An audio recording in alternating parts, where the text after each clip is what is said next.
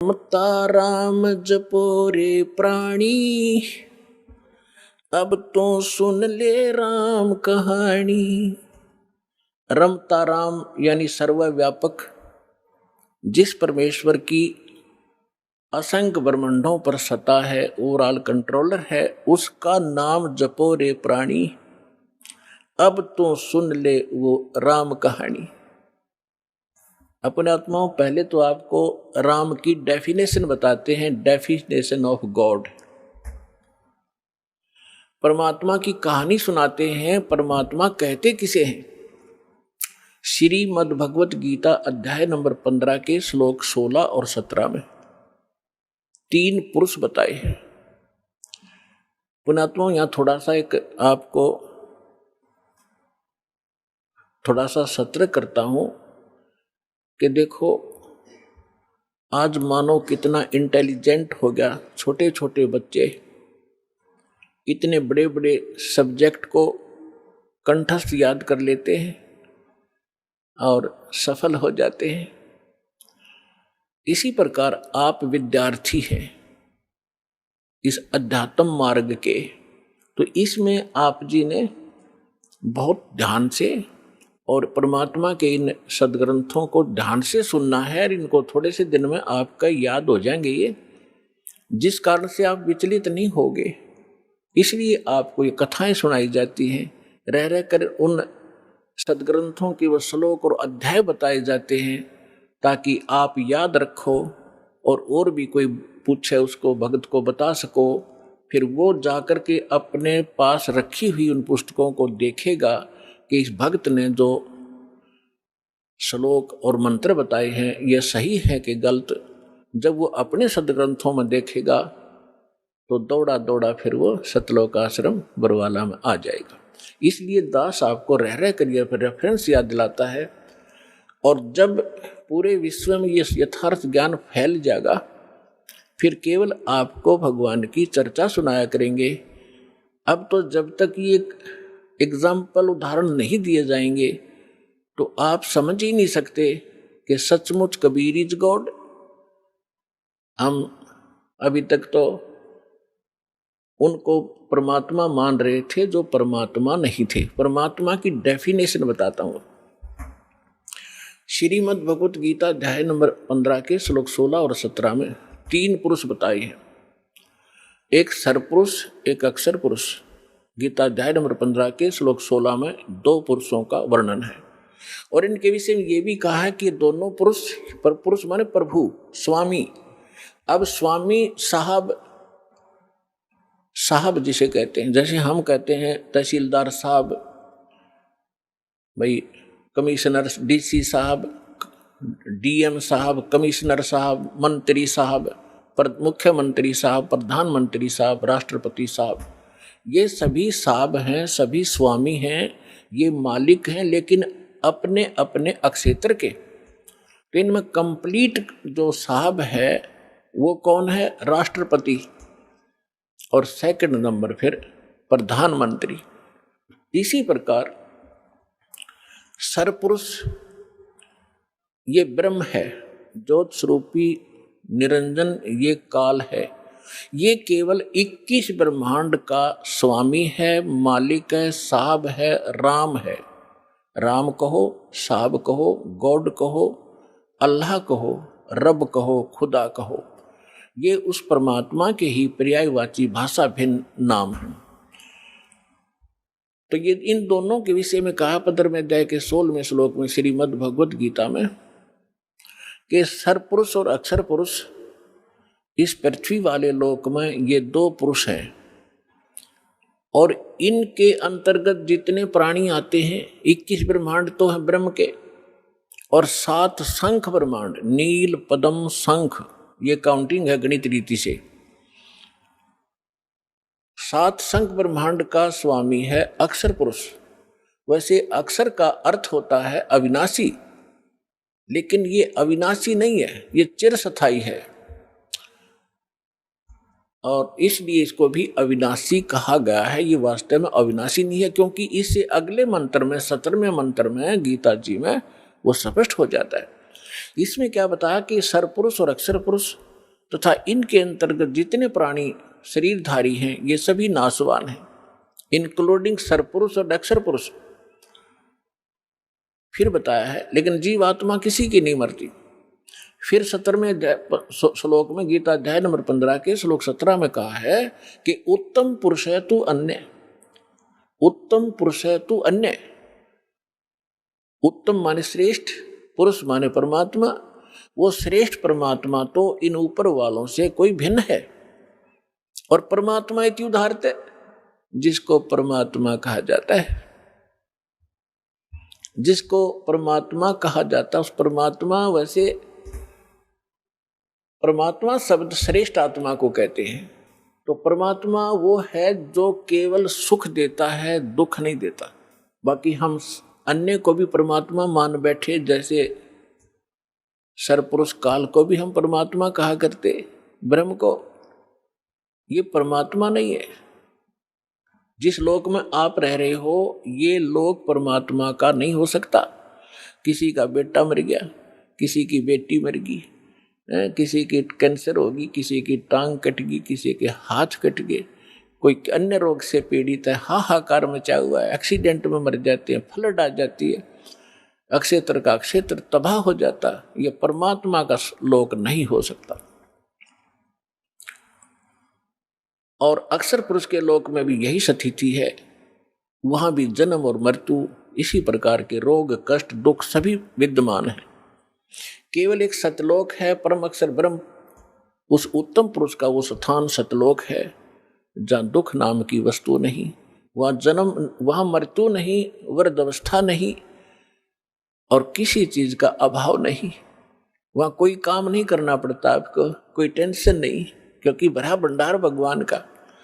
अब जैसे ये सतलोक आश्रम वाला, ये मिनी सतलोक समझ लेना, उसकी रिहर्सल है, उसका एक सैंपल समझो। ये जैसे आप जी यहाँ आते हो, यहाँ आपको कोई टेंशन नहीं, खाने की, रुकने की, नहाने और धोने की। और सारा दिन आप चाहे 1 हफ्ता रुकते हो, 4 दिन रुकते हो, 10 दिन रुकते हो, बना बना भोजन मिलता है, बिछे बिछाए मैट मिलते हैं, ऊपर पंखे चल रहे होते हैं, नहाओ धो भगवान का भजन करो, चाहे 10 दिन रुको, आपको कोई टेंशन ही नहीं। और ये सतलोक के अंदर ये सुविधा उपलब्ध है। ये काल का लोक है, यहाँ भी हम इतनी सुविधा नहीं उपलब्ध करा सकते परमात्मा के बच्चों को। फिर भी हमारा जितना सामर्थ्य है कोशिश खूब करते हैं, क्योंकि सतलोक आश्रम वाला में आम आत्मा नहीं आ सकती, परमात्मा की विशेष लाडली आत्मा ही पहुँच पाती है। भले ही वो दुखी है चाहे सुखी है, फिर यहाँ सुखी करेगा उनको। इसलिए हम संभव कोशिश करते हैं इनको कोई कष्ट ना हो। हम तो दास हैं उस परम पिता के, और आप उस भगवान के समर्थ के बच्चे, आपके लिए हम फिर भी संभव कोशिश करते हैं जितनी हमारा सामर्थ्य है कि किसी प्रकार का इनको कोई कष्ट ना हो। तो कहने का तात्पर्य है कि जितना समय आप यहाँ बिताओगे, ये आपका समय और ही तरह का होता है। यहाँ से जाते ही आप देखना, आश्रम से निकलते ही आपको कितनी टेंशन घेर लेती है, वो करना है, वो करना है, वहाँ जाना, उसे लेना, उसे देना, उसने ऐसे कर दिया। तो हम जब से सतलोक से निकले, हमारे साथ या बीमारी उसी समय चली गई हुई है। अब हमने वही जाना है जहाँ कोई अभाव नहीं, वहाँ फलदार सदाबहार वृक्ष हैं, सदाबहार मेवे हैं। जैसे जंगल में आपने देखा होगा शामक खड़ा रहता है, पहले पुराने समय में तो बहुत ज़्यादा फलदार वृक्ष होते थे। कहीं पर कुछ लग रहा है, कहीं पर कुछ फल लगे हुए हैं, खाओ तोड़ो खाओ बैठ के ठाट से। तो वहाँ सतलोक के अंदर आपको कोई काम नहीं है और सब चीज़ उपलब्ध है। तो कहने का भाव यह है कि वो सतलोक है उस परम पिता परमात्मा का, और वो भगवान परमात्मा है। अब यहाँ बताया है, रमता राम जपोरे प्राणी, अब तो सुन ले राम कहानी। अब हम राम शब्द से कहाँ हम अपने दिमाग की सुई ले जाते थे। श्री रामचंद्र जी सन ऑफ राजा दशरथ, अयोध्या का राजा, हम जब राम शब्द हमारे हृदय में आता था, हमारे धर्म गुरुओं ने हमें ऐसा गलत फीड कर दिया था कि राम नाम आते ही वो धनुष बांध लिए वे श्री रामचंद्र दिखाई देते थे। देखो, अब राम समझना हमने राम की डेफिनेशन समझनी है। अभी आपको बताया था कि जैसे तहसीलदार भी साहब है, कमिश्नर भी साहब है, ये सभी साहब हैं, मंत्री, मुख्यमंत्री, प्रधानमंत्री, राष्ट्रपति, सारे साहब हैं, लेकिन ये अपने अपने सत्र के साहब हैं। और इनमें जो समर्थ साहब है वो राष्ट्रपति, प्रधानमंत्री जी हैं। इसी प्रकार रामचंद्र जी ये श्री विष्णु समझो, सतोगुण विष्णु। और विष्णु जी की कितने राम हैं, कितने मालिक हैं, कितने पुरुष हैं, कितने प्रभु हैं, कितने देव हैं, ये केवल एक सतोगुण प्रधान परमात्मा, सतोगुण प्रधान भगवान राम है ये। और केवल एक ब्रह्मांड के अंदर 3 लोकों के ऊपर इस विभाग के मंत्री हैं। ये सतोगुण विभाग के मिनिस्टर हैं, पृथ्वी लोक पर, स्वर्ग लोक पर और नीचे पाताल लोक पर, केवल 3 लोकों पर अपने इस विभाग के ये स्वामी हैं, राम हैं। ब्रह्मा जी रजोगुण विभाग के मंत्री हैं, मिनिस्टर हैं, और ये भी इन्हीं 3 लोकों के ऊपर स्वामी हैं, राम हैं, मालिक हैं, पुरुष हैं, प्रभु हैं। और शंकर भगवान तमोगुण विभाग के मिनिस्टर हैं। इसी प्रकार इन 3 लोकों पर इनके जो पिता हैं सरपुरुष ब्रह्म ज्योत स्वरूपी निरंजन, ये इसके 21 ब्रह्मांड हैं। एक ब्रह्मांड समझो एक प्रांत है, और ये प्रत्येक प्रांत में मुख्यमंत्री का, चीफ मिनिस्टर का रोल करता है। अपने 3 पुत्रों को ये प्रधानमंत्री, ये मंत्री बनाकर रखता है, मुख्यमंत्री। मुख्य में यहाँ वाला मुख्यमंत्री नहीं, यानी अन्य से जैसे देव और भी हैं, जैसे जल का देवता वरुण है और धन का देवता कुबेर है, ऐसे ये अलग अलग जो और देवता हैं, जैसे सूर्य प्रकाश स्रोत का देवता भगवान प्रभु सूर्य है। सूर्य ये आग का गोला नहीं है, एक देव है जो इन प्रकाश स्रोतों का स्वामी है। जैसे बिजली मंत्री होता है, बिजली मंत्री, विद्युत मंत्री वो कोई पत्थर का नहीं होता, या कोई वो बिजली चमकती हुई नहीं होता, वो एक इंसान होता है, उसके कंट्रोल में बिजली विभाग होता है। इसी प्रकार सूर्य देव ये नहीं है जो सूर्य चमक रहा है, इनके ऊपर कंट्रोलर है सभी सूर्यों पर। इस ब्रह्मांड के अंदर भी कई सूर्य हैं, एक नहीं, और ऐसे ऐसे बहुत से और भी प्रकाश स्रोत हैं चंद्रमा की तरह, तो उन सब का कंट्रोलर वो है।